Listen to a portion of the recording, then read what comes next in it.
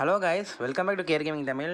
நான் தான் கிருத்திவிசம் பேசிட்டு இருக்கிறேன். நீங்கள் இந்த வீட்டில் என்ன பார்க்க போகிறோன்னு பார்த்தீங்கன்னா, ஒரு இன்ட்ரெஸ்டிங்கான ஒரு லைஃப் ஸ்டோரி. யாரும் லைஃப் ஸ்டோரி போகிறோன்னு கேட்டிங்கன்னா, நம்மளோட கிராணியோட லைஃப் ஸ்டோரி தான் பார்க்க போகிறோம். ஓகேவா? முதல்ல நம்ம ரொம்ப நம்ம வீடியோக்குள்ளே போயிடலாம்.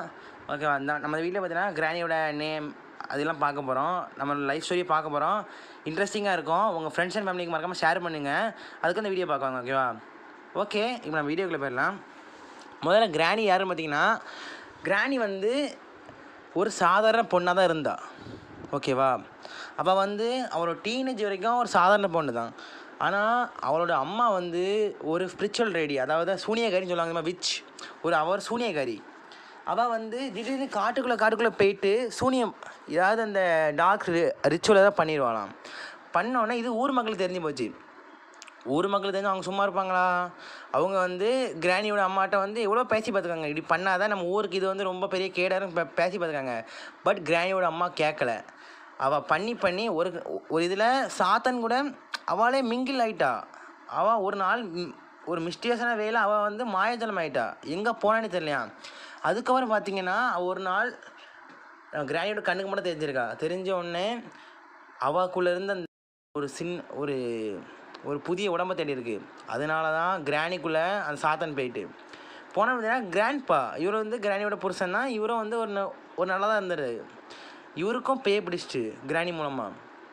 இவங்க ரெண்டுக்கும் பிறந்தவங்க தான் ஸ்லெண்டர் மேன் அப்படி சொல்கிறாங்க. ஃபேமிலி டிவினா நான் உங்களுக்கு போட்டு காமிக்கிறேன் பிறகு. அவங்களுக்கு அதுக்கு பார்த்தீங்கன்னா ஸ்லெண்டரினா இருக்காங்கம்மா. ஸ்லெண்டரினா வந்து கிராணி வந்து ஒரு பொம்பளை வீட்டுக்கு அடைச்சி வச்சு பார்த்தீங்கன்னா கிராணி 1ல் அவங்க வந்து கிராணியோட உண்மையான அம்மா கிடையாது. அதான் கிராணியோட பொண்ணுன்னு சொல்கிறாங்க. மொத்தம் கிராணிக்கு 2 பசங்க. ஒன்று அந்த அடைச்சி வச்சுருக்க ஒரு பாட்டி, அந்த பாட்டி அதான் ஃபஸ்ட்டு குழந்த. 2வது குழந்தை பார்த்திங்கன்னா ஸ்லெண்டர் மேன். ஓகேவா? அதுக்கப்புறம் ஸ்லெண்டர் மேனுக்கு குழந்தை இருக்கதா யாரும் சொல்லலை. அது வந்து ஒரு ஃபேன் பேஸ் தியரியாக தான் இருக்குது. பட் கிராணியோட அம்மாவுக்கு பிறந்தது தான் ஸ்லெண்டரினா. அந்த வாயை உம்முன்னு வச்சுட்டு பார்த்தீங்கன்னா அவள் தான்.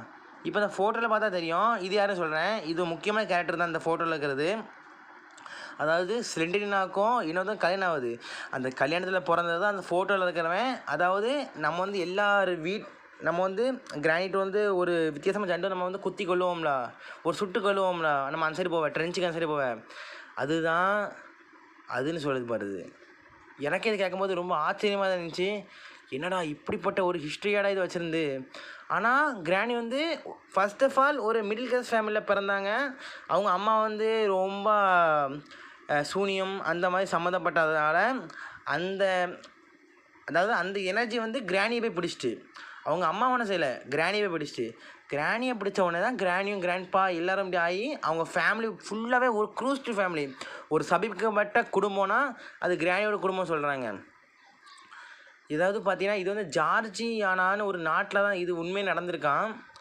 எனக்கு அந்த கதை நான் வாசிக்கும் போது ரொம்ப நான் டிஸ்டர்ப் ஆகிட்டேன். அதாவது இது ஃபிக்ஷனல், மோஸ்ட்டாக இது வந்து நம்ம ஃபிக்ஷனல், இது உண்மையாக ரியல் லைஃப் சம்பவம் கிடையாதுன்னு சொல்கிறாங்க. ஆனால் இன்னொரு சைடு பார்க்கும்போது தான் இது உண்மையாக இருக்குமோ. அதாவது யாராவது இப்போ கிராணியோட வீட்டுக்குள்ளே போனால் அவங்களால திரும்ப வரவே முடியாதாம். ஏன்னா கிராணி வந்து அவங்கள கொடூரமாக கொல்லுவாங்களாம். ஃபர்ஸ்ட் ஆஃப் ஆல் இவங்களோட வீக்னஸ் பார்த்ததுன்னா, கிராணியோட வீக்னஸ் பார்த்திங்கன்னா இவங்க வந்து அவ்வளோ அடிக்க மாட்டாங்க. பட் இவங்களுக்கு கண்ணு தெரியும். இவங்களுக்கு கண்ணு தெரியாது, ஆனால் காது கேட்கும். ஆனால் கிராண்ட்பாக்கு கண்ணு தெரியும், ஆனால் காது கேட்காது. 2 பேரும் ஒருத்தருக்கு கண்ணு தெரியும், ஒருத்தர் காது கேட்காது, இன்னொருத்தருக்கு காது கேட்க, இன்னொரு கண்ணு தெரியாது. அந்த மாதிரி தான் இருப்பாங்க. ஆனால் கிராண்ட்பாக்கு காது கேட்காதா கூட அவர் அடிக்கிற அடியை தாங்க முடியும்னு சொல்கிறாங்க. ஏன்னா வேரியஸ் வெப்பன்ஸ் அவர் தான் வச்சுருப்பார். ஓகேவா? இன்னும் கிராணி பார்த்தீங்கன்னா ரொம்ப ஐக்கியூல அதிகமானவங்க. எப்படி வேணாலும் யாரானாலும் எங்கே ஒளிஞ்சிருந்தால் கூட ஈஸியாக கண்டுபிடிச்சி அடிக்கக்கூடியவங்க தான்.